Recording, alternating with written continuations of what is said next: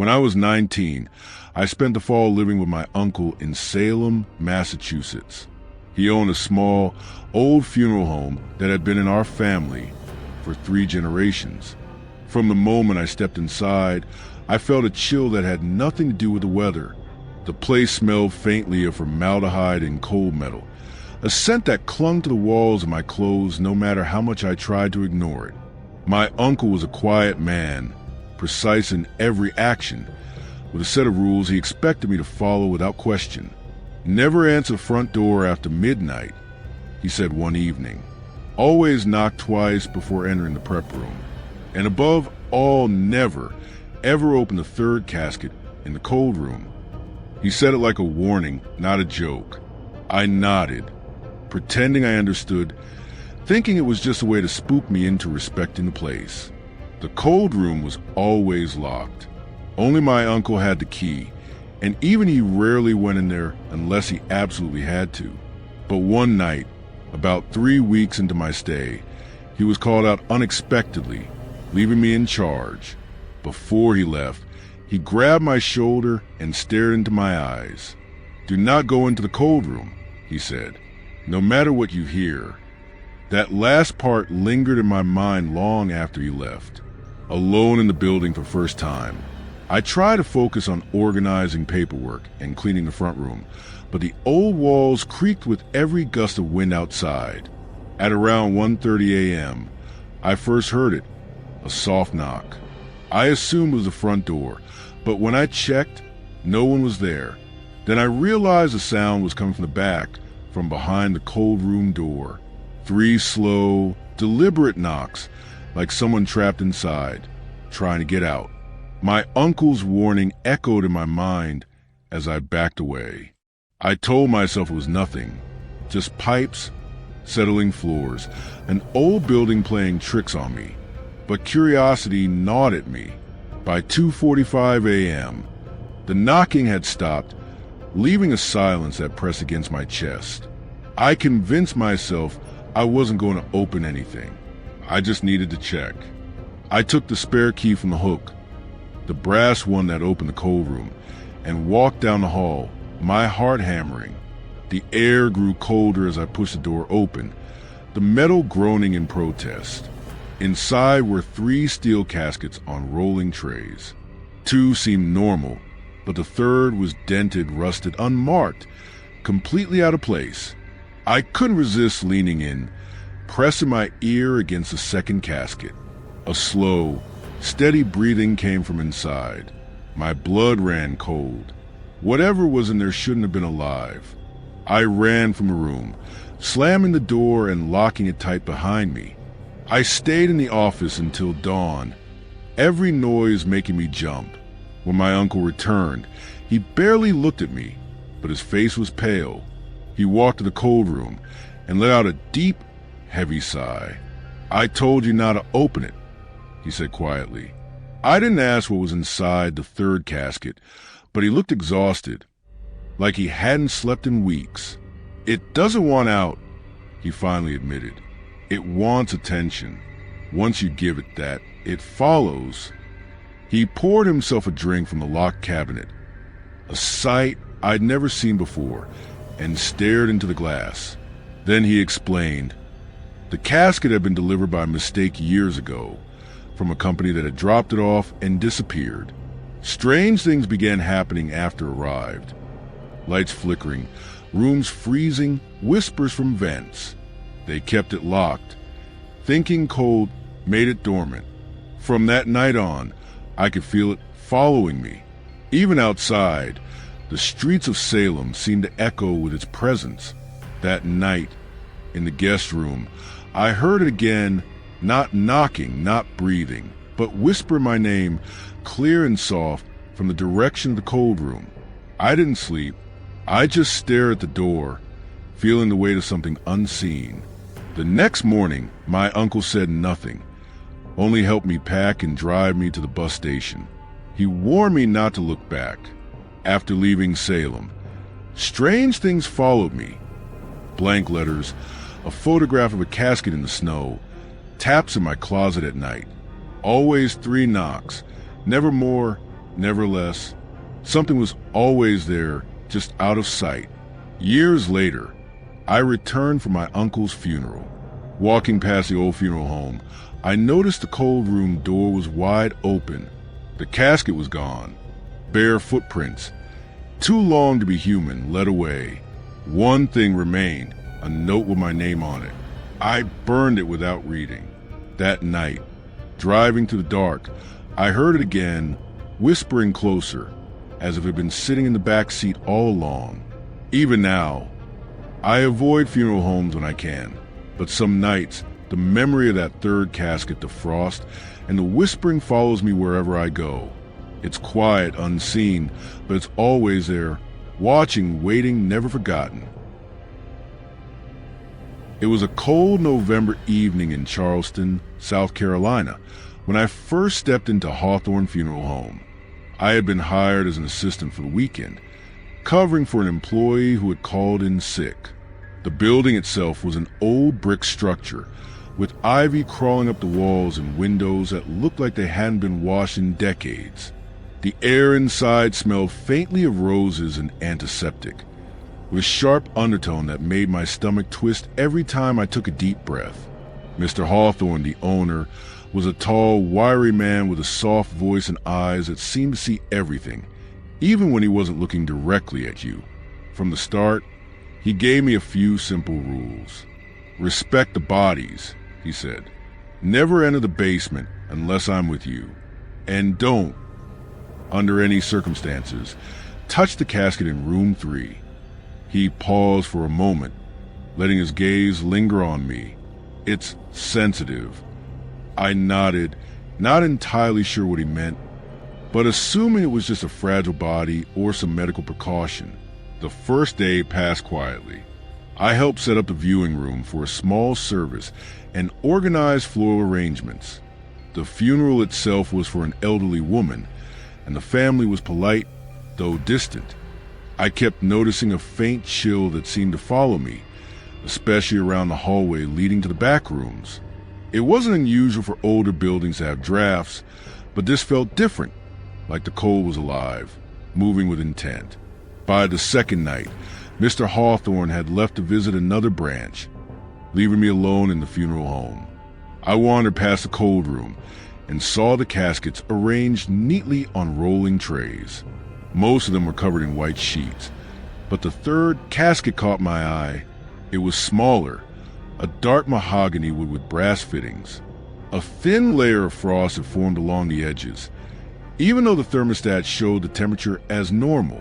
My curiosity fought against the rule in my mind. I tried to ignore it. I really did.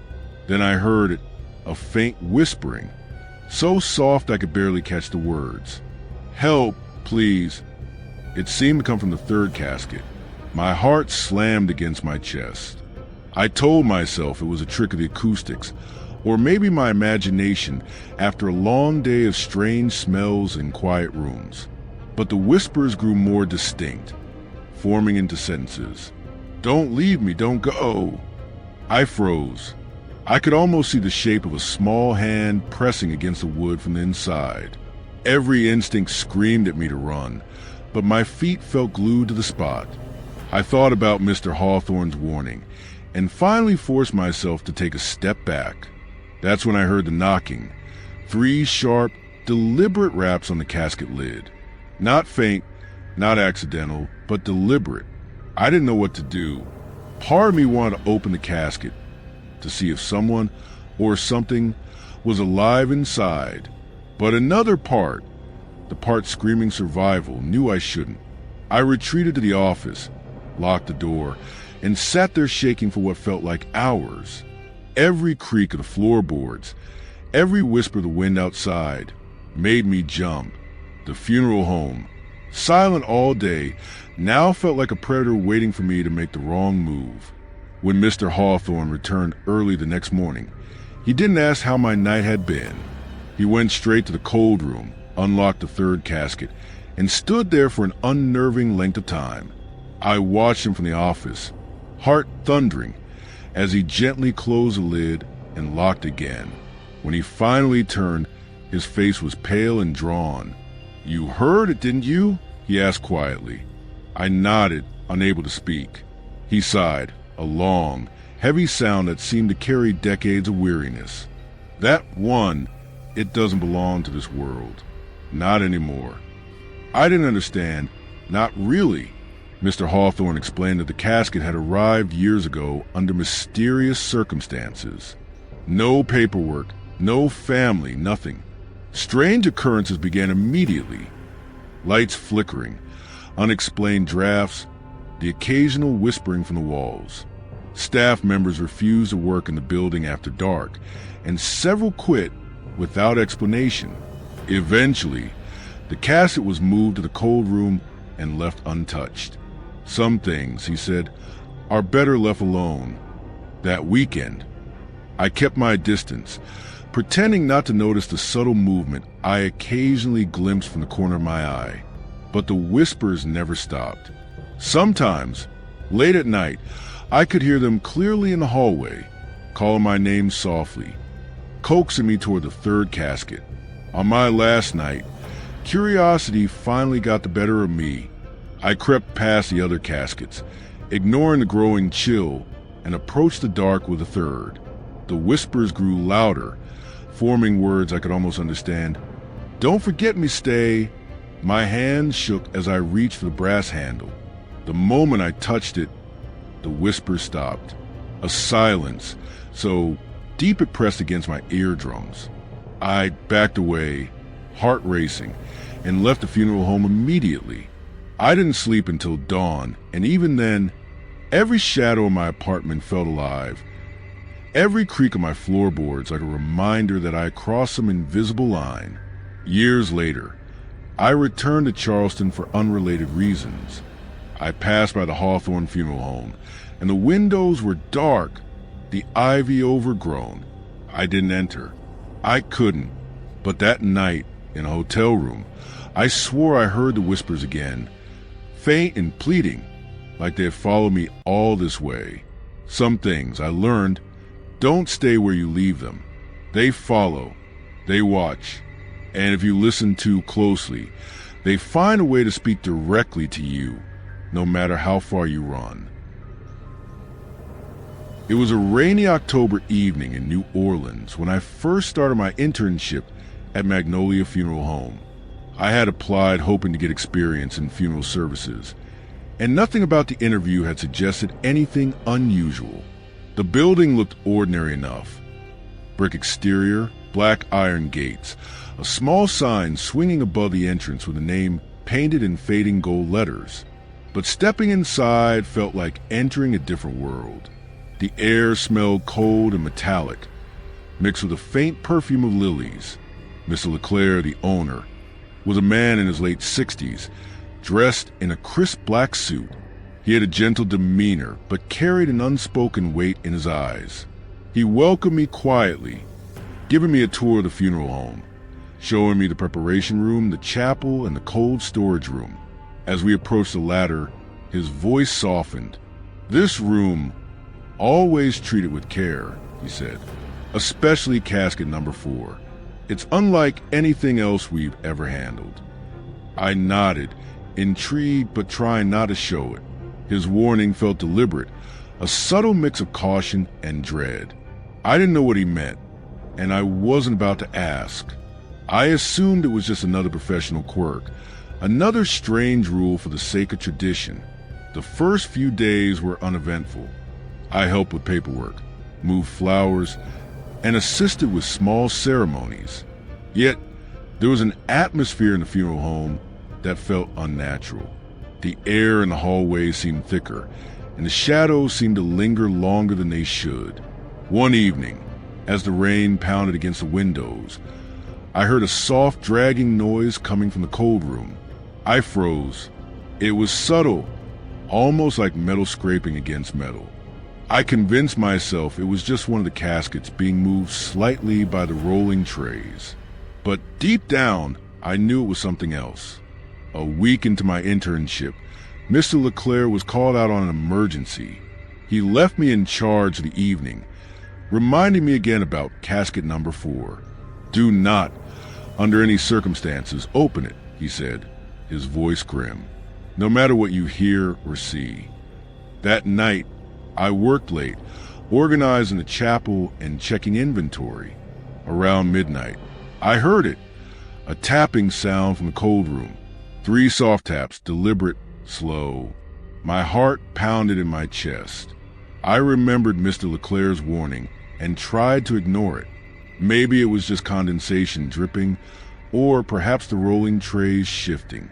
But the sound repeated, louder this time, closer. The taps weren't random. They had a rhythm, a purpose. Curiosity gnawed at me. I told myself I wouldn't open anything, that I'd just check to make sure the room was secure. Slowly, I approached the cold room. My fingers trembled as I turned the brass handle. The door creaked open, releasing a blast of cold air that felt almost alive, biting at my face. Inside, the room was dimly lit by a single overhead bulb, swinging slightly, casting long shadows on rows of caskets. I stopped in front of casket number 4. Unlike the others, it was smaller and darker, with intricate carvings etched into the wood. There was no nameplate, no paperwork, just a sealed casket, sitting ominously in the center of the tray. I could feel my pulse racing as I leaned in, trying to catch any sign of movement. Then I heard it, a faint whispering from inside the casket. Not words I could understand at first, just a soft, pleading sound. "Help me, don't leave me, please." The voice was unmistakable. My stomach turned. I wanted to run, but my curiosity pushed me closer. My hand hovered over the casket lid, and I could feel an invisible pull, urging me to open it. Suddenly, a cold wind rushed through the room, extinguishing the bulb above. Darkness enveloped me, and the whispering grew louder, almost desperate. I stumbled back, hitting the wall. My heart raced uncontrollably. I fumbled for the light switch, but the room remained dark. Then out of the corner of my eye, I saw a shadow moving, a small figure gliding just above the floor, heading toward the door. I bolted out of the cold room and locked the door behind me. I pressed my back against it, gasping for breath, unable to comprehend what I had just seen. The whispers continued, faint and echoing, like the voice was trapped somewhere between worlds. When Mr. Leclerc returned the next morning, I told him nothing, but he knew. I could see it in his eyes. Without a word, he went straight to the cold room, opened casket number 4, and stared inside. I waited outside, the silence heavy and oppressive. After several long minutes, he closed the casket and locked it again. "You shouldn't have been here last night," he said quietly. "It knows you now. Curiosity is dangerous. Some things, some souls don't rest easily." I tried to ask him more, but he shook his head. "Not now. Some answers come with consequences you may not be ready for." Over the next few weeks, strange things began to happen. Objects moved on their own, lights flickered without cause, and the whispering followed me wherever I went in the building. I would hear my name softly, calling me toward the cold room. At night, I would wake up to find frost forming on my window panes in shapes that resembled tiny handprints. I couldn't escape it. Even outside, walking through quiet streets of New Orleans, I felt it, a weight, a presence, following silently. I began to dread every shadow, every creak, every whisper of wind. One evening, unable to resist, I returned to the funeral home alone. The building was empty, silent except for the hum of the ventilation. I crept toward the cold room, flashlight in hand. The door was slightly ajar, despite having locked it myself. Heart pounding, I pushed it open and stepped inside. The casket was gone. In its place, frost patterns led across the floor, forming a path toward the basement stairs I had never noticed before. Trembling, I followed them down into the darkness. At the bottom, I found a hidden chamber lined with dozens of small white bags, each writhing subtly, as if something was moving inside. I couldn't breathe. I wanted to run, but my feet were frozen. One bag slowly unzipped, revealing the pale face of a child, eyes wide open and staring directly at me. I could hear the faint whisper again. "Stay, don't leave." My instinct screamed for me to flee, yet I couldn't turn away. I bolted, running out of the building and into the rain-soaked streets.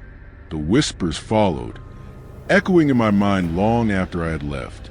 Even now, years later, I can hear them sometimes, soft, insistent, a plea from a soul that refuses to rest. Magnolia Funeral Home still stands, its doors locked and windows dark. But I know it waits, and casket number 4 remains, holding something that shouldn't be disturbed, something that watches, something that remembers. Some things I've learned are never meant to be understood. They exist between life and death. And if you ever listen too closely, they will find a way to make you part of their story, whether you want to or not. It was late November when I received the call to assist at St. Michael's Funeral Home in rural Pennsylvania. The town was small, surrounded by dense woods that turned an ominous shade of brown and gray under the fading autumn light. I had covered funerals before, but something about this place made my skin crawl the moment I stepped inside. The building looked innocent enough. Brick exterior, white columns framing the main entrance, a small bell tower above. But stepping into the foyer felt like stepping into a different time. Dust lingered in the air, settling on the polished wooden floors, giving everything a muted, almost lifeless hue. The receptionist, a pale woman named Evelyn, greeted me without smiling. Her voice was soft, almost rehearsed, like someone reciting lines they didn't believe in. "This is your first night here?" she asked. I nodded. "Good. Then you need to remember, the chapel is not always empty. Sometimes the visitors stay longer than expected." I laughed nervously, assuming it was a joke. She didn't. She only nodded toward the chapel doors and walked away. That night, I assisted with a small service. The deceased was an elderly man, Mr. Thompson, who had passed quietly in his sleep. Everything seemed normal at first. Soft hymns, the comforting scent of incense, the mourners whispering quietly in the pews. But as I carried the casket to the cold room afterward, I noticed something unusual. The floorboards creaked in patterns that didn't match my steps, and shadows in the corners seemed thicker than they should have been. Evelyn had left instructions about casket number 7. "Do not, under any circumstances, open it after midnight," she said over the phone earlier. "It doesn't belong to this world." Curiosity tugged at me, a dangerous lure I tried to ignore. The funeral home was silent once the service ended, only the occasional hum of the ventilation breaking the stillness. Around 11:30 p.m., I was organizing flowers when I heard it, a soft humming, almost melodic, coming from the cold room. I froze. It was not part of any hymnal I recognized. The sound was layered, like multiple voices blending together in a haunting harmony. It seemed to rise and fall, coaxing me closer, pulling me toward casket number 7. My instinct screamed to leave it alone, but every fiber of my being was drawn toward it. I approached cautiously, flashlight in hand. The cold room smelled stronger than before, a mixture of embalming chemicals and something else metallic, tangy, almost like blood.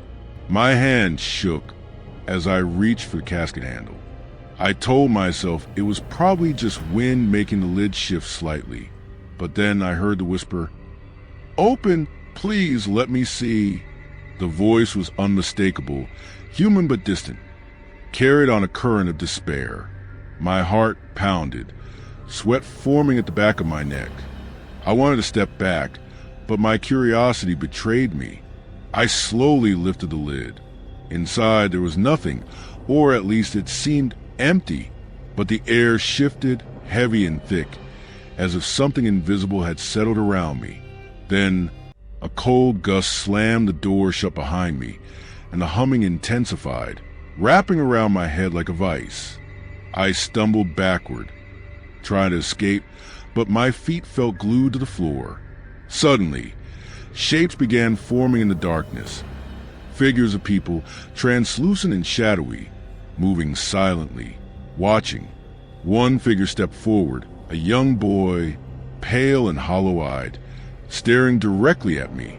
He reached out, and a cold, invisible hand brushed against my chest. My lungs seized, and I could feel my heartbeat echoing in my ears.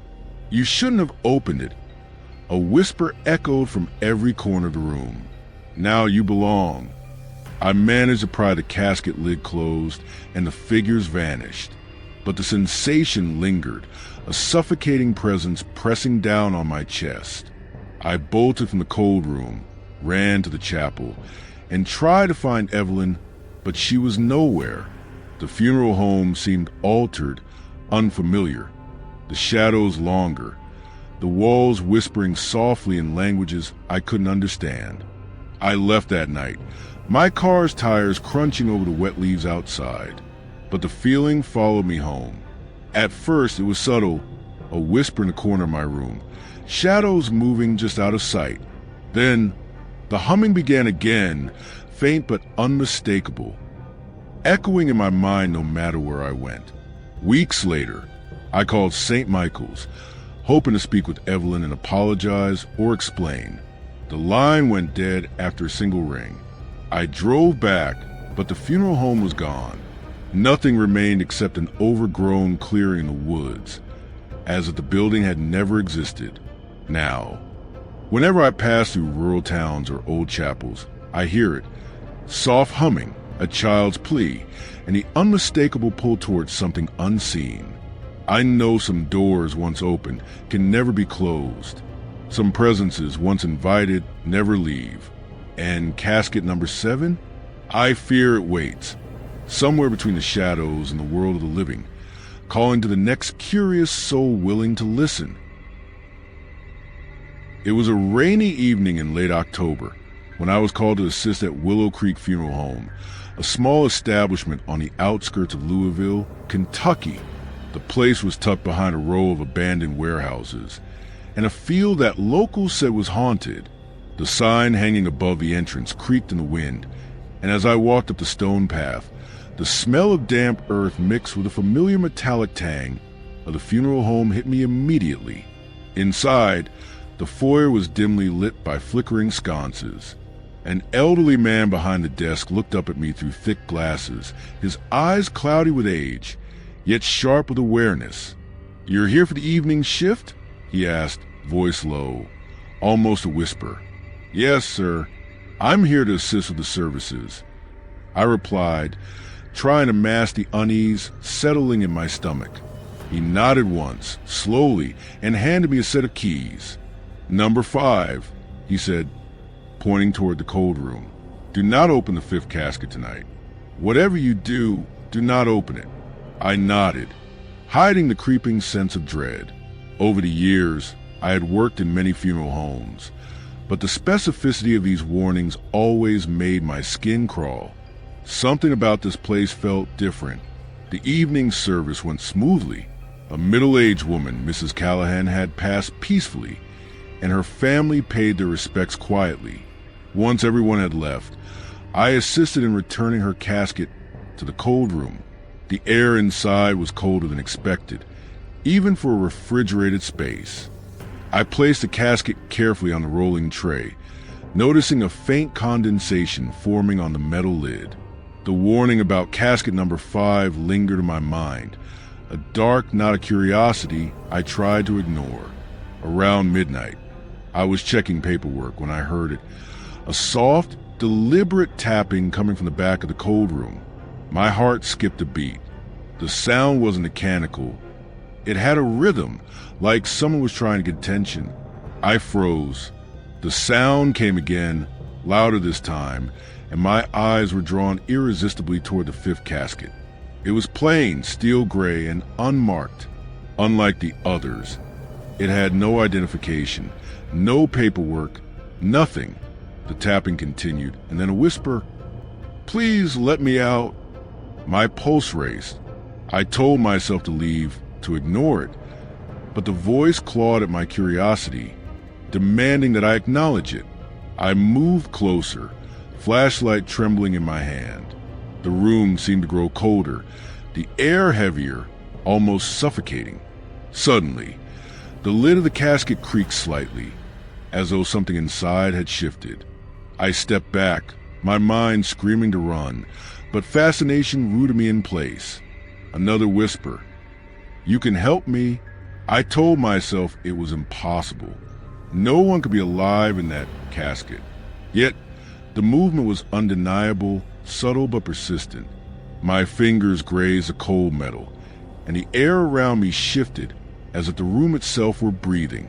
The whispering grew louder, more insistent, forming words I could barely comprehend. "I'm here, trapped alone, help." I stumbled backward, colliding with a stack of folding chairs. A cold gust swept through the room, extinguishing the overhead light, plunging me into darkness. Shadows danced across the walls, and I could feel the presence of the room intensifying, pressing against me, yet invisible. Panic surged. I grabbed the casket lid, trying to slam it shut, but my hands felt weak, as though the air itself resisted. The whispering became a chorus, overlapping voices, each pleading, each calling my name. My head spun, the voices echoing in my skull. Then silence, absolute silence. I dared to glance at the casket. It was empty. My breath fogged in the freezing air, and a chill ran down my spine as I realized the lid had been shut, yet no one was inside. I turned toward the exit, only to see a small pair of footprints forming on the frosty floor. They led away from the casket, deeper into the cold room, stopping abruptly near the prep area. I bolted from the room, locking it behind me, and ran to the main office. The elderly man was asleep at his desk, unaware, or perhaps pretending to be unaware of what had occurred. I left the funeral home that night, driving through the rain-soaked streets, trying to convince myself it had been a hallucination, the stress of the job playing tricks on my mind. Days later, I returned to the funeral home with a friend who was curious about my story. We entered together, and I showed him the cold room. The fifth casket sat where it had always been, untouched. Yet, when I lifted the lid this time, it was empty again. From that night on, the whispers followed me. Sometimes in the dead of night, I could hear them outside my window, carried by the wind. Footsteps echoed in empty hallways. Shadows moved just beyond the corner of my vision. And always, there was a presence, silent, watching, patient. I learned quickly that some caskets are not meant to hold bodies, and some deaths are not meant to stay in the ground. Willow Creek Funeral Home never reopened its fifth casket to the public, but it waits. And the moment someone is curious enough, the whispers begin anew, guiding them closer, urging them to open the lid, to listen, to acknowledge what should never be acknowledged. And I know now I am never truly alone. Somewhere, in the shadows of every funeral home I visit, in every quiet chapel after mourners leave, the whispers follow, patient, insistent, waiting for the next soul who dares to listen. If you survive these chilling tales, make sure to subscribe and hit the notification bell so you won't miss any of our future terrifying stories. Drop a like if you felt goosebumps, and share your thoughts in comments. Which story scared you the most? Remember, the world of the unknown is closer than you think, and sometimes curiosity can be deadly. Thanks for watching, and stay cautious, because you never know what might be lurking just behind the next door.